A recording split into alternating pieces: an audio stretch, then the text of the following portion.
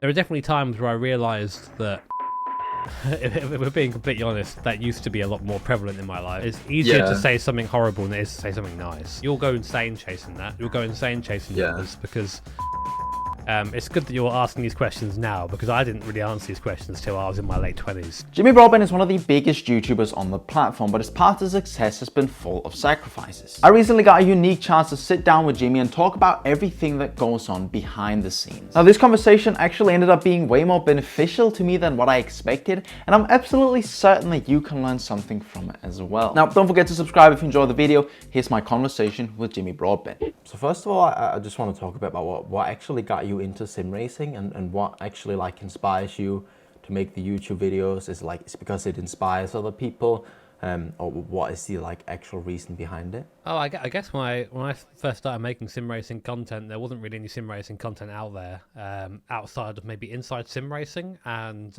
Empty Box. I started making content because I just sort of freshly discovered sim racing. I came from Gran Turismo 5, playing online there, and being like, oh man, this is really cool, but I keep getting shunted at T1 every lap, and I'm kind of bored of that. So I started to then look at like other, like go online and sort of Google like racing games, and I found R Factor, the original one, and I got obsessed with that because you could have like F1 cars and that, and whatever cars you wanted, sort of free of licensing because mods are a bit cheeky, you know. Yeah. And I thought that looked amazing, so I started playing that, and I started making videos basically just to show my friends, like, look how cool this is. Yeah, I think my first video is 11 years old now, and it's me very poorly driving an A86 mod around Scuba and being awful at it. But yeah, it wasn't really to inspire people or anything. It was just to show my friends initially, and Yeah. then we sort of flash forward a couple of years to when I started making videos properly. And again, that was really just for myself. At that point, I was unemployed and not doing too well mentally. So I just thought, well, I need to distract myself somehow. So I just made a video every day, and yeah, that's sort of how it started. Yeah. So sort of starting like at a hobby level and then realizing maybe okay you can do something with this and then just working on it from there in a way. Yeah, I mean, I never really had any goal of doing anything in particular with it. I never thought, well, I'm going to do this and become a sim racing YouTuber, because that Yeah. doesn't really exist, you know, at that point. I just did it because it was fun and I enjoyed it, and I liked talking to people about the hobby. And Yeah. this is sort of before Discord was around, really. So I had a small TeamSpeak community, but outside of that, it was quite hard to talk to people outside of forums. And forum goers are all like old men, you know, who have lots of really annoying opinions. So back then, I didn't really care what they had to say. So yeah, this was a good way of actually having that discussion with people.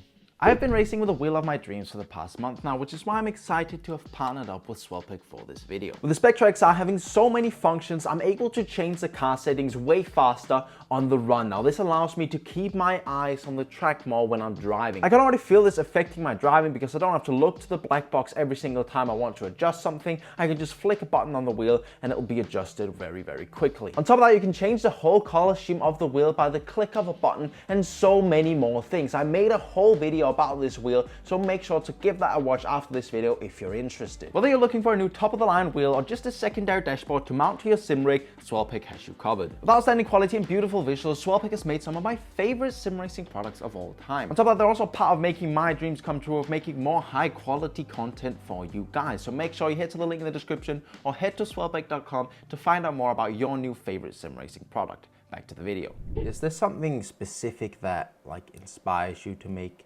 YouTube videos? Maybe if you are in a bit of a, I know personally I have some periods that where like, okay, I'm not actually that inspired to like drive or make a video or something. Is there some fuel you have that like gets you to do it or like gets you to jump into some editing and then keeps you going? Do you have that?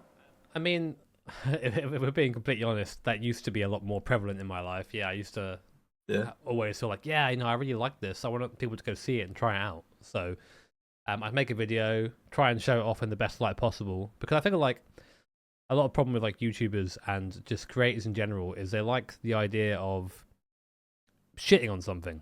You know, it's easier to Yeah. say something horrible than it is to say something nice.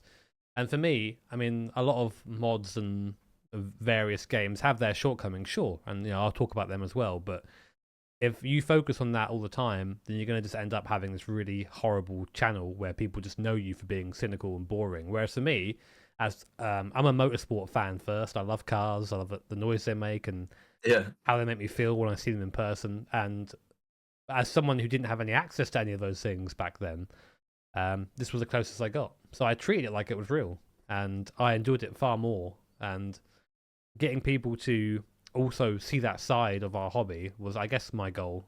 Get people more enthusiastic and into the possibility that these things can be fun. Not everything's got to be full of cynicism, you know. You're allowed to have fun in sim racing, no matter what the forums say. Now you mentioned that it's, you know, in the start or whatever, it was not especially to like inspire people or anything, but it's just whether there was like a moment you realized that you actually have like quite a big impact, like you have quite a lot of people listening to what you're saying and to your opinions and stuff, and what, you know, that responsibility might mean, like whether you feel the pressure of like making mistakes or whether you're just more of a chill, a bit more reserved, or yeah, I mean, I've been doing this a fair few years now, so the feel of pressure has sort of dropped off as time's gone on. But back when I started out, I definitely felt, you know, people were looking at you for an opinion on certain things, and I always tried to be very transparent and very upfront with what I was thinking about something. And if I didn't like something, I'd say it, and if I did like it, I would say it. But there are definitely times where I realized that having like a big stream audience, for example, you know, where I think there was one iRacing event one year where it was the start of Daytona and all the cars were flashing, and I was like, this is not good enough. Like we should tell iRacing about this. And then all the guys went over to the iRacing live chat and like started spamming them with quite horrible messages, and like, no, this isn't. Whilst I look back at that stream and the way I was and the way like I influenced that to happen, because I was annoyed, I was frustrated, and I was like, yeah, tell iRacing how annoyed you are. And what happened there was something that I didn't want, which was then like quite abusive messages popping up in the iRacing chat. And it's about then I thought, fucking hell, like I've got to be careful with what I say, like, because I mean, it's one thing for me personally to get frustrated at something, but to then like sort of weaponize that almost is a really, it's something that I'm, you know, definitely against. And there was a moment where I realized how easy it was just to let it happen. And I see it in other content creators as well, where they sort of get to a level where people listen to them and value their opinion, and it goes to their head a little bit. And it went to my head a little bit, I think, initially.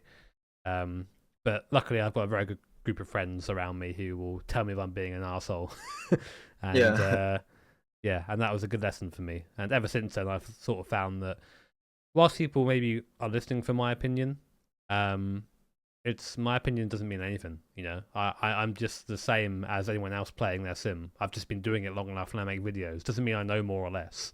It just means I've been around longer. So, I just try and be honest now, and hopefully that's enough to sate people. So you mentioned you have a good group of friends.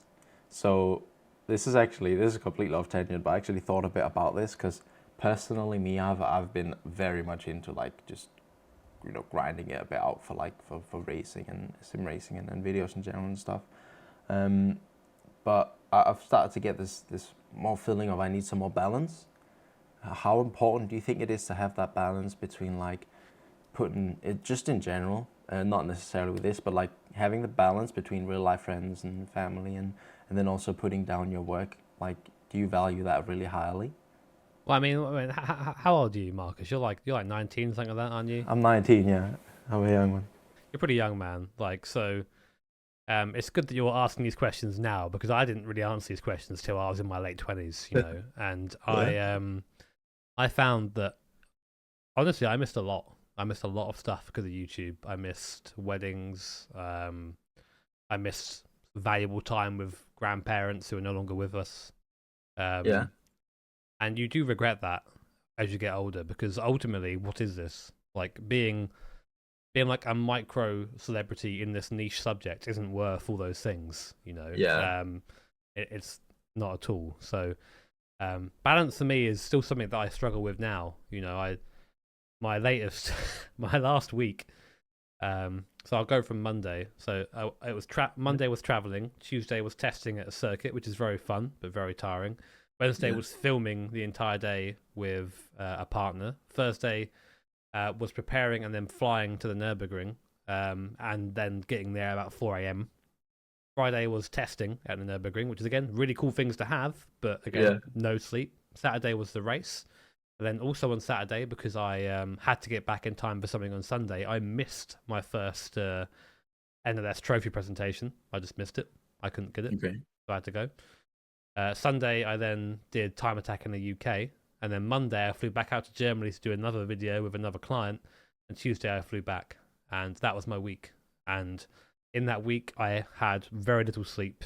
I'm actually ill now because of that week. And I feel like what was the point of that? You know, it was very cool to go and do all these things. Don't get me wrong. I'm not saying that wasn't amazing, but like, I've suffered like because of it, you know. And ultimately, that's not what balance looks like. That's just me saying, yeah, work's fine. I'll just deal with the thing afterwards. So I think it is good to take opportunities when they are given to you, as I sort of did there. But at the same time, it's okay to say no to things. And I encourage you to say no to things, because there are things in your life that they aren't around forever. So give those things priority. Yeah, for sure. Do you also feel like sometimes it is? So you say you feel like it's worth taking the opportunity. So maybe this last week, you know, do you feel like sometimes it is worth the sacrifice going for it, and then maybe backing off, taking a couple of days off after that to sort of regenerate? Sometimes, but I mean, for this point of view, that I'm going to answer as a YouTuber and say that whilst I was out filming several different things, I did not stream for a week and a bit. I've put like two videos out in the last week or so, maybe less than that or more than that, and that's not a good turnaround for a YouTuber. So you end up going to do one set of work, but then you neglect the other set of work, and then you also neglect the work-life balance. So I have like 2 jobs that come first, and then the third thing is myself. So there are times when it's worth it, you know. And I sat down after doing the sort of job on Monday and getting back on Tuesday, thinking I'm glad I went, because that was a really good experience and I made good progress in what I'm trying to do there. But also the entire time, like, I didn't sleep because of the illness that like I picked up. I was performing quite like a high level functioning task, like with very little sleep, which is not something, I'm sure you understand how difficult that is if you're trying to go sweat something out while you're tired doing work, you know. And I can see how people start making quite big mistakes, you know, at that point, because your body just can't keep up anymore. But I think you have to pick and choose your battles, both with sort of work and sacrifice, and also, you know, on circuit, I guess. One another thing I want to talk about is that if you have any sort of advice for like people, maybe someone like me, similar to me, who really wants to, like, what can you say, make it, or like get somewhere within the sim racing world, whether it's driving or whether it's content creation or whatever it is, but just something that you found that really helped you through your ups and downs throughout your journey, if you can say it like that. Yes, that's a good one. I mean, my first bit of advice to anyone who wants to make content is do it because you want to do it. Like, don't do it because you're trying to be a content creator. Do it because it's like fun and it's entertaining. I mean, there have been times where I've sat and tried to like appease whatever weird algorithm YouTube's put in that week, and you'll go insane chasing that. You'll go insane chasing numbers, because a great example recently is I put in a lot of money, time, and effort into a video of the Nürburgring, where like it's shot really nicely, it's edited really nicely, like a half-hour mini documentary of what it's like to race there, and it's one of my worst performing videos in the last 2 months. And I'm like, cool, why is that? And then you have to then look into why that is, and then, you know, think, okay, I've made a loss in that video, or I've, you know, that's not gone so well. So that sort of thing can drive you nuts, especially if you are passionate about something. But on the sort of sim level, I mean, everything's been done. I don't think people are interested in seeing like esport drivers be fast, because we know they're fast. You know, I've never been esport level. My highest iRacing has been like 4.5k or something like that. You know, I'm not rapid in the sim, but I think why people watched my stuff, it's because it was relatable. It was a guy who wasn't the best, but was trying his best and would sometimes do well and sometimes show a flash of speed, and then also show all the shit bits. Sometimes I'd bin it on my own. I remember there was one race a few years ago where we were leading a 6-hour Road Atlanta, and I did a stupid move on lap traffic down the S's. And I wrote our car off with half an hour to go. Risk I didn't need to take, and I took it, and we were out. And that's like a very relatable move, I think, for someone who maybe isn't, at the esports pro level where all the decisions are just sort of made a year in advance. But, but I mean, for sim racing as well, the sim racing's changed so much since I started. The whole sort of pro esports landscape has evolved massively, and it's something that I've never ever been a part of. I mean, I'm in a couple of Discords where some pro drivers lurk, and they all just operate at a different level to how I operate, and good for them. But for me, watching like a Porsche Esports Cup race or something of 10 people with 10k iRating battling, or I say battling, driving round nose to tail because no one can overtake because everyone's super fast. It's not fun to watch. Watching people with like 3k iRating race is a lot more fun because they're not as precise, not as perfect with their movements, and people just send it on each other all the time, and you get these great outcomes. Yeah, and I'm guessing it's, as you said, it's way more relatable as well. I think that's really good way of saying it. I guess it also means a bit that you don't need to be at a crazy high level to make good content or make entertaining videos or something like it. I think that being like I think there is money in being an esports pro driver, but the time and effort you have to put into it, in my head, is not worth it. Because I mean, but you're like 8k iRating, right? So you've grinded the fuck out of that. That's a big grind to get there. So it is, So I think there's more to be made if there's more opportunity as a content creator than I think than a sort of pro esports driver. I mean, look at Jarno. Jarno Otme is a great example of that. Yeah, true. And he spits out videos as well daily, doesn't he? Yeah, bro's got it going on, but then don't lose yourself to that. I used to make videos daily, and it basically controls your life. Yeah, I've heard a lot of podcasts about people doing daily videos as well, and not taking care of their health and all that stuff. And I think it's once again just back to the balance. Yeah, exactly. In terms of sim racing, I'm not that active anymore. Really, I want to get more active again, but I'm just so much of a. I'm not the sort of person who likes to jump into a race with no practice, and then lose iRating and do that. I like to sort of make sure I'm actually good in the race before I take part in it. But I don't have time for that anymore, which is a sad bit. But yeah, aside from that, I mean, I race a bit now, which is cool. But that sort of came back.